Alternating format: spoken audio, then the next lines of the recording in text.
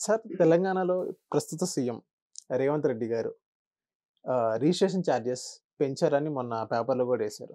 ఎందుకని సీఎం గారు registration charges పెంచారు? ఆయన సీఎం ఆయన ఇష్టం అబ్బా. నువ్వు నన్నడుగుతావు. నేనేమన్నా రేవంత్ రెడ్డి గారి క్యాబినెట్‌లో ఒక మెంబర్‌నా నేను? హ్మ్. పెంచలేదు. పెంచుదామని ఐడియా వచ్చింది. ఇంకా పెంచలేదు. మీరు చెప్పిన స్టేట్మెంట్ కొద్దిగా కరెక్ట్ చేసుకోలేదు. ఓకే. రేట్లు పెంచలే. ఇప్పుడు ఏమవుతుందంటే మార్కెట్‌లో రిజిస్ట్రేషన్ వాల్యూకి, మార్కెట్ వాల్యూకి చాలా వ్యత్యాసం ఉంది. అది అందరికీ తెలుసు. రేవంత్ రెడ్డి గారికి తెలుసు, కొనుక్కున్నోడికి తెలుసు, అమ్ముకున్నోడు. ఇప్పుడు ₹1,00,00,000 కొంటే ఎంత వాల్యూ రాస్తానో నీకు తెలుసు, నాకు తెలుసు. దాని మీద డిస్కషన్ అవసరం లేదు. అయితే రేవంత్ రెడ్డి గారు ఏమన్నారంటే, ఇన్‌కమ్ వచ్చేది రియల్ ఎస్టేట్ సోర్స్. ఆయన రియల్ ఎస్టేట్ కింగ్ ఆయన ప్రకారం. అన్నిటికంటే ఈజీగా డబ్బులొచ్చేది రియల్ ఎస్టేట్‌లో. ఒక ఆయన ఎకరానికి ₹1,00,000 పెంచాడనుకోండి. ఎన్ని వేల ఎకరం ఉంది? ఎన్ని లక్షలొస్తాయి? అయితే ఆయన ఏమన్నారంటే, మొన్నొచ్చిన నోటిఫికేషన్‌లో సంబంధిత అధికారిని మీరు సర్వే చేయండి. ఎక్కడ తక్కువుందో, ఎక్కువ ఉందో గ్యాప్ ఎక్కువున్న దగ్గర మనం పెంచాల్సిన అవసరం ఉంది. హ్మ్. అనేది ఒక ఐడియా వచ్చింది మైండ్‌లో. ఇప్పుడు ఎంత పెంచుతారు అనేది it's too early to tell. Right? So, KCR గారు 2021లో పెంచారు. ఒకసారి నాకు గుర్తున్నంత వరకు. అక్కడి నుండి ఇంక ఈ రేట్లు పెరగలేదు. హ్మ్. సో, పెరగకుండా ఇది కంటిన్యూ అవుతూనే ఉంది. సో, ఇప్పుడు ఏమంటున్నారంటే చాలా రోజులు 3 ఇయర్స్ అయిపోయింది కాబట్టి డూ సమ్ గ్రౌండ్ వర్క్. కొద్దిగా మార్కెట్‌లో ఇప్పుడు ఒకటే గుర్తుపెట్టుకోండి. రిజిస్ట్రేషన్ రేట్లు బేస్ వాల్యూ పెంచినా, రిజిస్ట్రేషన్ స్టాంప్ డ్యూటీ పెంచినా గవర్నమెంట్‌కి కొన్ని వేల కోట్లలో ఫరక్ పడుతుంది. హ్మ్. సో, అధ్యయనం చేయమన్నారు. ఎక్కడ పెంచొచ్చు? కొన్నాటిలో ఆయన ప్రకారం కొన్నాటిలో తక్కువున్నాయి. కొన్నాటిలో రేట్ ఎక్కువుంది. కొన్నాటిలో రేట్ తక్కువుంది. అది కొద్దిగా బ్యాలెన్స్ చేయమంటున్నాడు ఆయన. బ్యాలెన్స్ చేసి ఇప్పుడు సపోజ్ ఎప్పుడో 5 ఇయర్స్ బ్యాక్ కూడా గైడ్‌లైన్ వాల్యూ ఒక యాదగిరిగుట్టలో ఒక ల్యాండ్ వాల్యూ 400 ఉండేది. కానీ కేసీఆర్ గారు 800 చేశారు.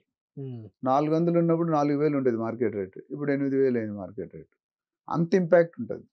సో, ఈళ్ళు ఇంట్లో స్విచ్ చేస్తే వాకిట్లో లైట్ ఎలుగుతదని ఒక సామెత ఉంది. ఈయన ఒక దగ్గర మీటర్ నొక్కితే ఇంకో దగ్గర రిజల్ట్ వస్తది. అర్థమైందా? సో, దాని మీద ఆయన అధ్యయనం చేసి ఎక్సైజ్ ఇచ్చాడు. ఇంకేం కన్ఫర్మ్ కాలేదు. డెఫినిట్‌గా పెరగడం ఖాయం. ఎంత పర్సెంట్ పెరిగింది సార్ పెరిగితే? అది $1,000,000 క్వెషన్ నేనెట్లా చెప్తాను? మీ ఎక్స్‌పీరియన్స్ ప్రకారం ఎంత పర్సెంట్ పెరగొచ్చు? డెఫినిట్‌గా 25% అయితే పెరుగుతదని నేను అనుకుంటున్నాను. ఓకే. వరస్ట్‌గా. 50% అయితే దాటకూడదు. హ్మ్. 20-30% పెరిగే అవకాశాలున్నాయి. ఎందుకంటే ఇప్పుడు 10,000 అనేది 30% 13,000 అవుతది. సో, ఆ 3,000 మీద ఎక్స్‌ట్రా డ్యూటీ కాలిక్యులేట్ అవుతది కదా! ఎక్స్‌ట్రా స్టాంప్ డ్యూటీ, రిజిస్ట్రేషను, తర్వాత పర్మిషన్ కాస్ట్ ఇవన్నీ కూడా ఆటోమేటిక్‌గా పెరిగిపోతాయి.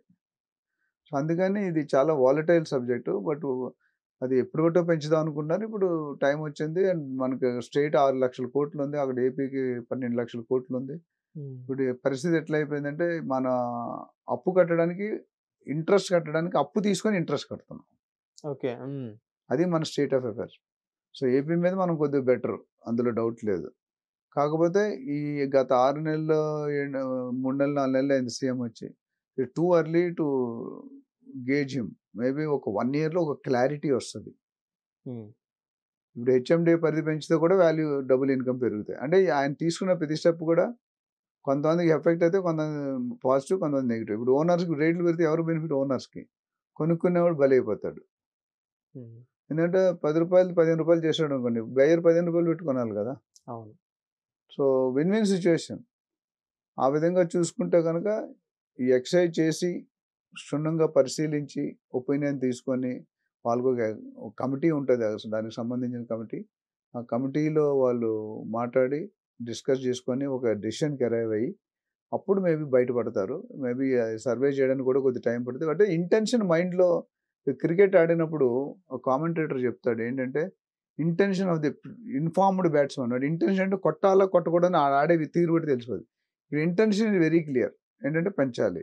ఎంత పెంచాలనేది depends on the output. Inputs hmm. ఏవైతే ఇస్తారో వాళ్ళకి దాని మీద వాళ్ళు కమిటీ నిర్ణయం చేస్తారు. రేవంత్ రెడ్డి గారు క్యాబినెట్ ఆమోదం తెలుపుతుంది. సో, ఈ విధంగా చూసుకుంటే పాజిటివ్, నెగెటివ్ 2 అనుకోవాలి మనం. హ్మ్. ఒక విధంగా హైదరాబాద్ పెరుగుతుంది. ఇప్పటికి కూడా ఎంటైర్ ఇండియాలో హైదరాబాద్‌లో ఉన్న రేట్లు బాంబే, ఢిల్లీ, చెన్నై, కలకత్తాలో ఎక్కడా లేవు. మనదే cheapest rates in India. With all the facilities temperature గాని, యూజర్ ఫ్రెండ్లీ అంటాను నేను. హ్మ్. ఏ జాతోడైనా ఇక్కడొచ్చి సెటిల్ అవుతాడు. మీరు వెళ్ళి చెన్నైలో బతకండి బతకలేరు, అవును. మీరు వెళ్ళి నార్త్లో బతకండి నార్త్ తోటి ఇక్కడ హ్యాపీగా బిల్డింగ్ కొంటున్నాడు. మీరు హార్డ్వేర్ షాప్స్ కానీ, స్వీట్ షాప్స్ కానీ, టైల్ షాప్, వీళ్ళందరూ పటేల్స్, మార్వాడీస్, గుజరాతీస్, సింధీస్, రాజస్థాన్ వీళ్ళే ఉంటారు. సో వాళ్ళు చేసే బిజినెస్ మనం చేయలేం. వాళ్ళకి బ్లడ్లోనే బిజినెస్ ఉంటుంది. మనం పుట్టిన తర్వాత బిజినెస్ ఎక్కిస్తాం. So there is aasmaan zameen ఫర్ వాళ్ళకి మనకి కమిట్మెంట్ ఉంటుంది వాళ్ళ దగ్గర. వాడు 10th క్లాస్ అవ్వగానే కౌంటర్లో కూర్చుంటాడు. మనం ఎంబీఏలు, పీజీలు, పిహెచ్డీలు చేస్తాం. బట్ బిజినెస్ నేర్చుకుంటాడు, లైవ్ ఎక్స్పీరియన్స్ నేర్చుకుంటాడు. కాబట్టి ఈ వర్కింగ్ చేశాక మనకి రియాలిటీ అనేది we have to wait and watch. Thank you sir.